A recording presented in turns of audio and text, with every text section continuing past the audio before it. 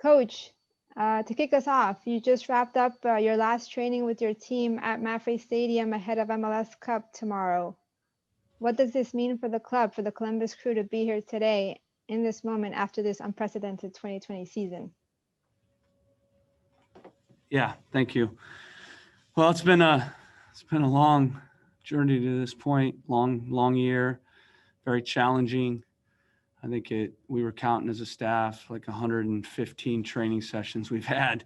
So it's first and foremost very rewarding to have a year like we've had, all the challenges that we've had, our country's had, our world's had, with the pandemic and social injustice issues, and then of course our own team adversity that we've had to manage. It's very rewarding to be here in a position on our home field to be the last team standing, raising a trophy.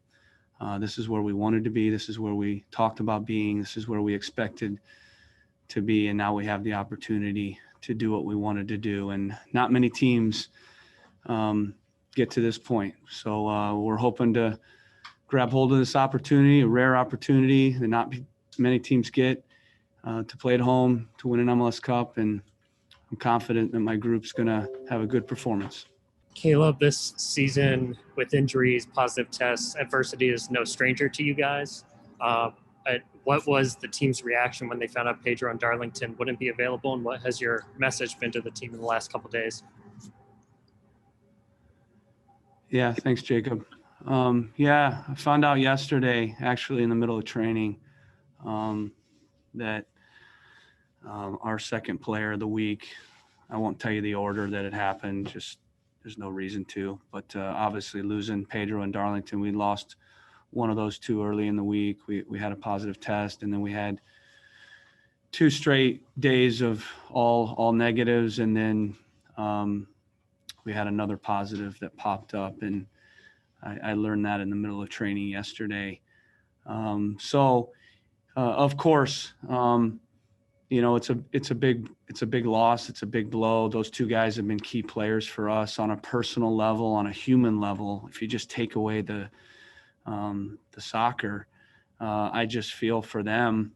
Obviously they're healthy, so that's first and foremost the most important thing. But I just feel for them on a personal level, a human level, that they can't be a part of an MLS Cup that they so deserve to be a part of. And a big reason we're here in this position is those 2 guys. On a professional level, my job is to no matter what happens, is to find a way to win and to get my group prepared to win under any circumstances. I've done this a long time, and I've had a lot of things pop up. You have to be mentally strong. You have to keep your group mentally strong as well. And it's why I work on the mentality and the resiliency and the unity of a team every single day, because I know in football that there's a lot of adversity. There's a lot of things that pop up. There's a lot of ups and downs. There's a lot of disappointments. And the best teams and the best players and the teams that raise trophies are the teams that can ride through that roller coaster and not crumble, not break, and become unbreakable. So those are things we talk about a lot. And this was no different. We're going to find a way to perform well and to hopefully win, even though we've of course lost 2 of our very best players.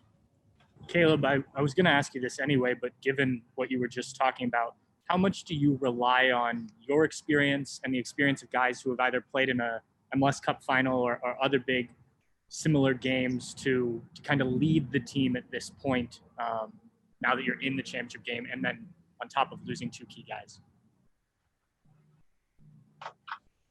Yeah, thanks, Pat. Again, I think the key difference in teams that make it this far, teams that find ways to win games, find ways to, put themselves in positions to win trophies, the key is the mentality. And a part of that mentality is the confidence, that belief, That's real. Those are buzzwords thrown around, but you never make it to this point unless you have a good mentality. You're mentally tough. You never make it this far unless you have true belief that you can be here in confidence, not fake, but real confidence. And our group has that. So, of course, we rely on that. We rely on our experiences all the time. It doesn't ensure that in football, when the whistle blows, that those experiences will automatically mean that you're going to win the game. But it does help to know that you've been here, you've done that. And I think it's no coincidence when you look at the two teams that are here. There's a lot of experience. For sure, Seattle's going to expect to win. They're going to believe they're going to win another one because they've already won one. But I also know hunger is a real key, and this is a very hungry team that I'm coaching, and they've been hungry all year. Never been more proud of a team, their resiliency, the way they've come together, how much they give, and the fact that they just keep rolling with the punches. This week's no different, with the players who've lost and the news and I had to tell them at the end of training yesterday, and I could just look in their eyes that they were like, we're going to do this. We're going to do this for Pedro and Darlington, even more so, and nothing's going to stop us. So you want to see that in your group, and we know it's a big challenge. We know we're playing a very good team. That's historically speaking been one of the best teams in MLS history. But fortunately, history doesn't decide, a 90-plus minute soccer game. It gives, obviously, confidence for sure. They'll have that. But the game's going to be decided on the day, and it's going to be decided who plays best on the day and who makes plays and who executes. And that's going to be the story. And we're hoping to execute and perform and step up and find a way to win. Hey, Caleb. This is not the first time this season you guys will be without Darlington. You were without him a portion of the regular season. So how important was it now that you built that depth in the midfield during the regular season? And how important is it to get a guy like Derek back this week? Yeah, we have a true team here. I say it all the time. I tell my guys they need to be ready.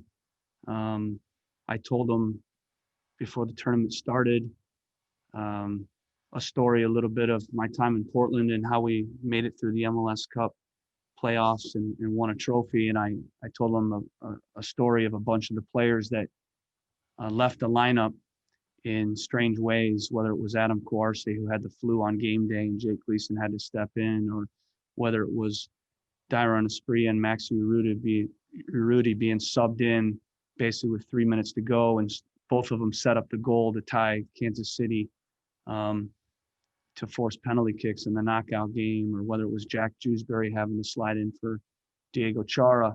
We wouldn't have won that trophy if it wasn't for our depth and guys being ready.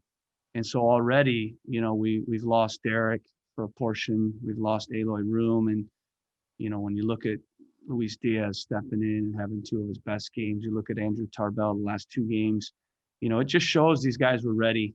They were prepared every single day, and mentally they were on board. And, when you look at the picture at the end of the year in 2020, everybody's in that picture. Everybody plays a role. Everybody plays a part. Some guys, don't play as many minutes. Some guys just train, but everybody's celebrating at the end of the year, and everybody's a part of the legacy for that year. So I really preach that, and I believe in that. And I don't think you win without that. You can't win with 11 players. You need a whole squad.